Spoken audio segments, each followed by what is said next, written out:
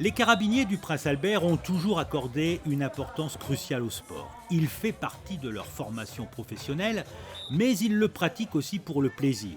Avant que les plages ne soient prises d'assaut par les touristes, ils ont organisé sur la plage du Larvoto leur tournoi, le Beach Challenge Monaco. L'objectif, faire la promotion du beach volley et montrer que l'on peut pratiquer cette discipline en s'amusant. C'est vraiment pour vulgariser un peu le beach volley parce que c'est vrai que généralement tout ce qui est volleyball c'est plutôt axé sur la compétition de haut niveau et qu'on a rarement des événements sur des événements de moyen ou bas niveau ou débutants. C'est un petit peu l'idée dans le principe où on fait venir des sportifs internationaux d'autres disciplines pour venir jouer sur le beach volley. Et ça reste le plaisir dans le sport, ça fait partie de notre travail, on est toujours fortement impliqué dans le sport en général de par notre fonction. Et là c'est l'occasion de concilier un petit peu tout en sachant que bon, de toute façon tous les gars qui sont là c'est sur leur temps de repos, c'est pas sur le temps de travail. On l'organise, on a essayé de voir si ça pouvait fonctionner, ça a l'air de fonctionner donc on est plutôt content. Et sur le sable fin du Larvoto, du beau monde. 6 équipes de 3 joueurs. Chaque équipe est composée d'un membre de l'équipe de beach volley des carabiniers, dans un maillot frappé du logo de la Fondation Princesse Charlène, d'une volleyeuse du FX Pro et d'un sportif de haut niveau qui ne pratique pas ce sport, mais qui a la particularité d'avoir brillé dans sa discipline.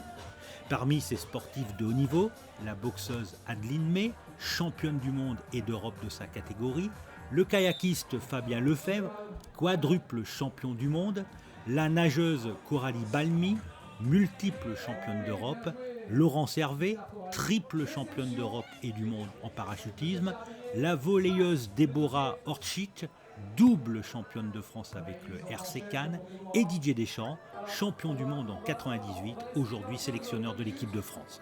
Chaque équipe est par ailleurs associée à un enfant ou à un adolescent de l'association Sourire et Partage. Une association qui aide moralement et matériellement les enfants gravement malades. Dès qu'on parle d'enfants gravement malades, il faut que l'État et tous les États, et en plus Monaco est exceptionnel, puisque déjà on sait que Monaco travaille beaucoup sur la maladie orpheline et les maladies des enfants, donc c'est vraiment génial, donc on est très content d'être à Monaco. Mais c'est vrai qu'il faut que la France également s'aperçoive qu'il y a beaucoup de maladies pédiatriques, et il faut se bouger un peu plus pour que tous ces enfants, puisqu'il y a quand même plus de 2500 enfants atteints chaque année, il faut faire quelque chose encore plus pour que ces enfants guérissent de mieux en mieux et de plus en plus. Les rencontres se déroulent en 15 points et chaque point est âprement disputé. Certains n'hésitent pas à faire des acrobaties dans le sable, d'autres comme Didier Deschamps restent dans une ambiance Coupe du Monde. C'est pour les enfants, c'est pour la bonne cause, donc dès que je peux, je le fais avec plaisir. Il y a plein de sportifs de haut niveau aussi, donc je pense qu'on a un devoir, une obligation par rapport à ça pour essayer d'aider tous ces enfants qui en ont bien besoin. On est là pour s'amuser, mais bon, on est là quand même pour jouer aussi, quoi. Après, c'est du sable, donc il n'y a pas de risque à se faire mal, on peut tomber par terre, donc j'en profite. L'ambiance est conviviale, chaleureuse et amicale. Les sportifs de haut niveau remettent à chaque enfant de l'association Sourire et Partage un petit cadeau.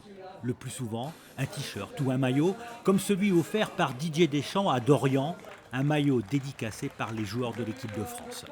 En fin d'après-midi, les choses prennent une tournure bien plus sérieuse avec un match exhibition. 2 équipes composées de 2 garçons et une fille se renvoient la balle.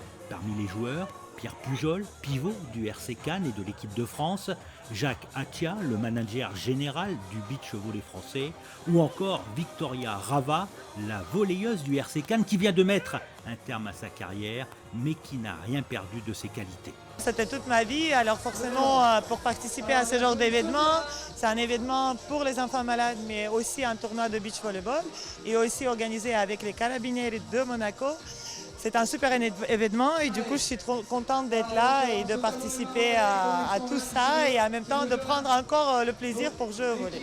La journée se termine avec la remise des récompenses et les félicitations du Prince Albert.